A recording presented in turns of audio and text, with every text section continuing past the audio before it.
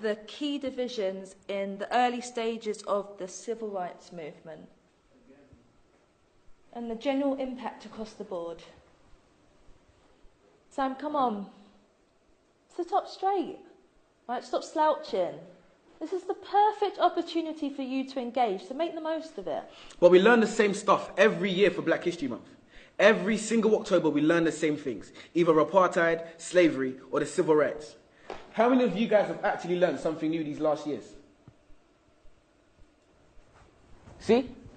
That's what I mean. Sam, this is our history. Come on, man. No, seriously. Do you guys know anything about Ralph Bunche? The first black person to win a Nobel Prize? Or that the richest person ever lived was a black man named King Musa I of Mali? What about Ella Baker? What about Ella Baker?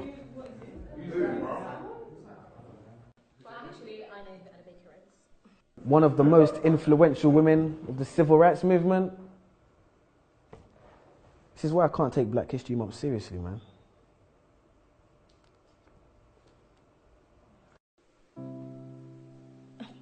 But Samuel, the curriculum is designed to help you think about Black history critically.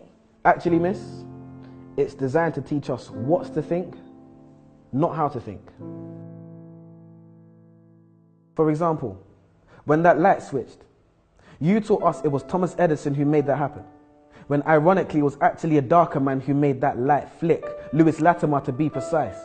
Quite nice when you're talking about Mr. Hamilton and his racing car, but red lights stop. We're always taught that Martin Luther King had a dream, man. But those dreams can't be achieved because our brains are in chains, our minds are enslaved, so we won't get our redemption. Morgan, free man. Will we ever be free, man? And leave this state of imprisonment?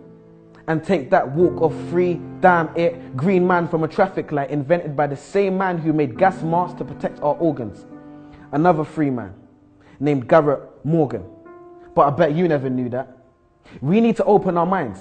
But how can we be taught to see if the blind lead the blind? The first person to develop significant eye surgery was a black woman named Dr. Patricia E. Barth. Now on that note, there's a question I must ask. If this is a great opportunity to learn and be engaged about our past, why are we not actually being taught about our past? Transatlantic slavery where we're taught Black history starts, but is it really? There seems to be a lot you haven't told us. And you shut down and hold back on the bold ones who stand against the way you're trying to mold us. Consistent enemies of progress.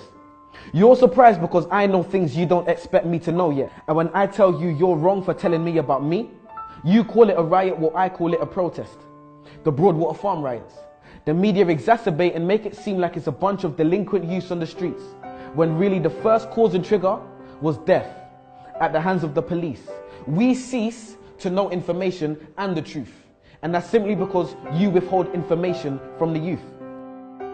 Maybe one day we'll be satisfied with how our knowledge of history equates. Well, I'm sure like me, you're waiting for the teacher to fill in that space. So do so then. No answer. Well, maybe I can help and just throw out there some names. Mary Seacole, a Crimean war nurse. Mary Prince, a black female author. To be precise, she was the first. Bernie Grant, influential local activist and respected MP. Trevor McDonald, one of the first black ITN journalists to hit the TV screen. Jamal Edwards and SBTV. And when Fuse ODG brought the Azonto dance to the UK, and my foot swayed to the left and to the right like the wipers of a car's windscreen, and DJ Abrante brought Afro beats to the streets. See, it's funny when we think of our childhood memories. A man who was actually funny, Lenny Henry. Many others, and the list continues. Marcus Garvey, Haile Selassie, Bob Marley, Ignatius Sancho, Tupac, Fela Kuti, Muhammad Ali, Maya Angelou, R.I.P., Kwame Nkrumah, the first Ghanaian president who retained independence from England, the Windrush ship which brought Caribbeans to Britain. So much to learn in just 1 month. A tip of the iceberg, a tiny grace. And what was the first black Roman emperor's name? Years passed and we're still caught up in the same civil rights age, which isn't bad if you learn something new, but we don't. And we're not being taught enough about our culture, so there's no one else to blame but you. And if not you, then who? Questions, questions, questions. If you're not teaching us these things, then I'm inclined to believe it's because you don't know. No. You're the teacher. Your job is to teach, so you must know. And if you do, that must mean you don't want us to know, but that's low. If the information is accessible for our knowledge of our culture to grow, then why on earth wouldn't you want to let us know?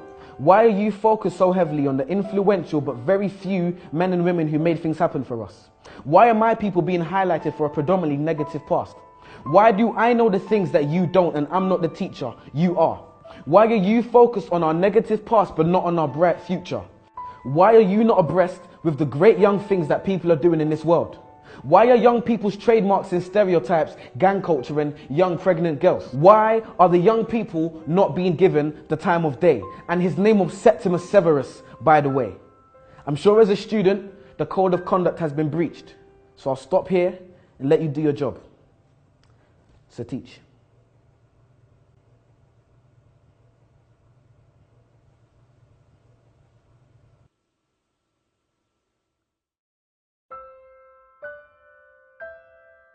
Okay, yo peoples, how's it going? It's your boy Samuel King. This is my poem, What I Wasn't Taught in School. And you're watching Word on the Curb. Blow.